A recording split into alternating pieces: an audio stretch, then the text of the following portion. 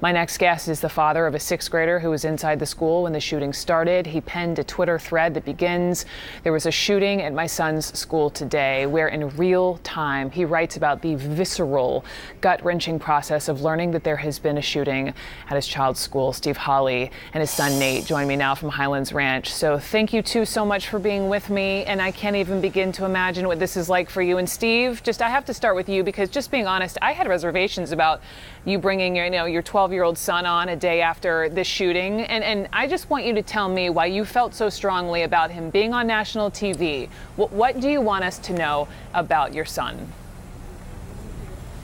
I mean, I honestly didn't feel strongly about him being here. I really completely left it up to him. I asked him this morning, and I just approached him and said, "Hey, buddy, I heard from CNN, and they asked if I might want to be on TV to talk about what happened at your school. Is that something you might want to be a part of?" And he's like, "Oh, I'll kind of think about it." So honestly, he didn't really decide to come up until just about, literally when we pulled in the parking lot.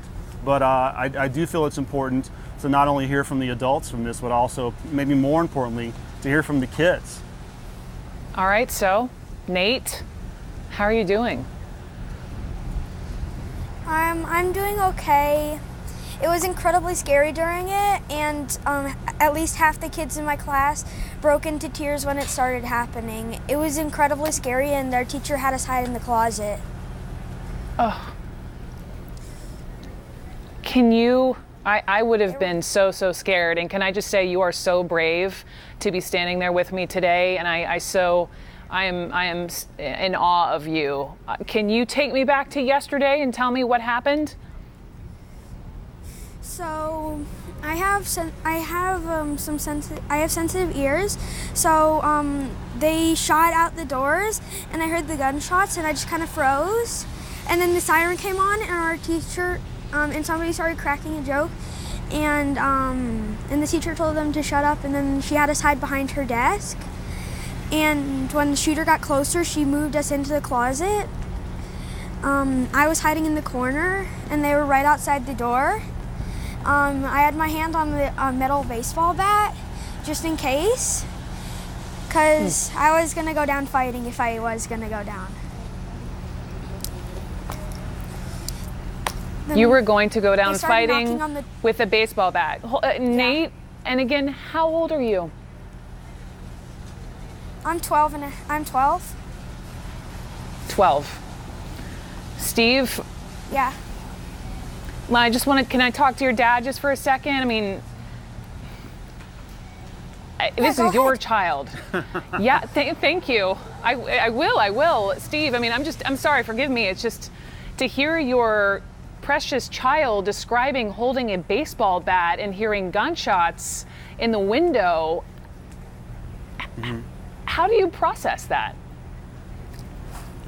I don't think you can process that. I think, this community out here in Colorado, we've been through so much recently. As I mentioned in one of the first tweet that I sent out, was this is the third time I've had to pick up my kids from a lockdown at their school due to a school shooting or the threat of a school shooting. We don't live in this district. We choiced in. But we do live in the Littleton School District, which is where the Arapahoe High School shooting was a few years ago.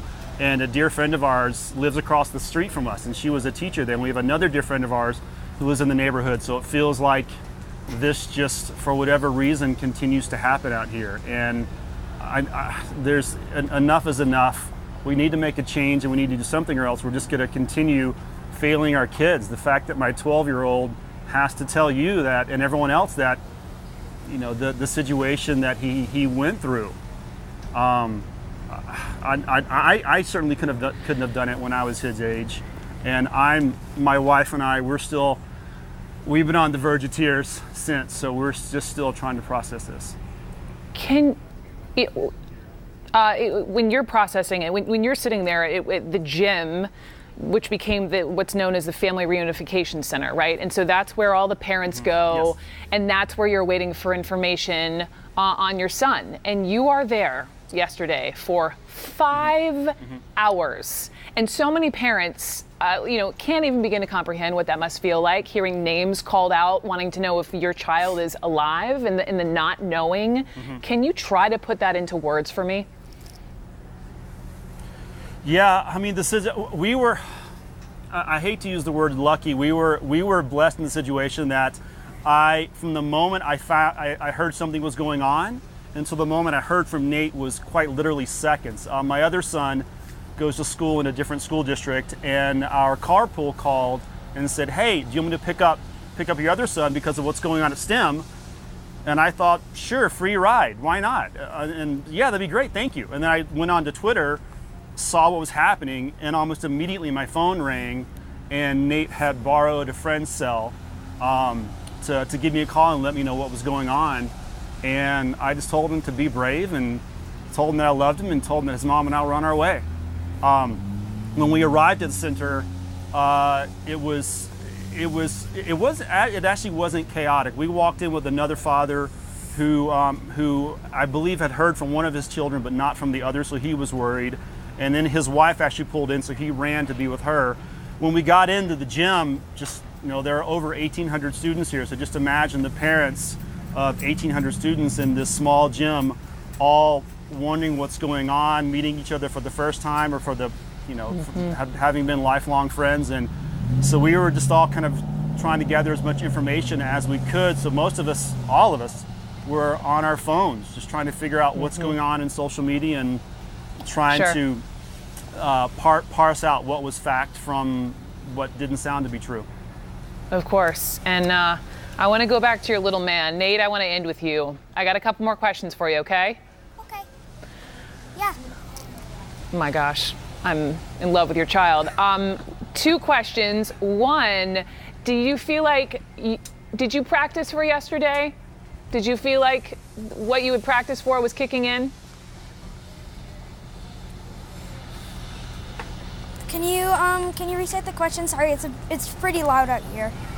Absolutely. So it sounds like did you run drills? Do you know what a code red drill, or were you prepared for what happened yesterday? Did you know what to do? No, it was really chaotic. This has never happened to me before, and I was really unsure. We had a drill like once or twice this year, but I didn't know, most of the kids didn't know what to do. And last question, what do you want everyone watching to know about you?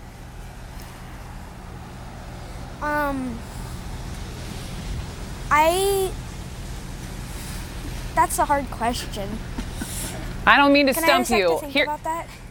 You can think about it and you can get back to me. I'm going to go ahead and say you are brave, and everyone knows it.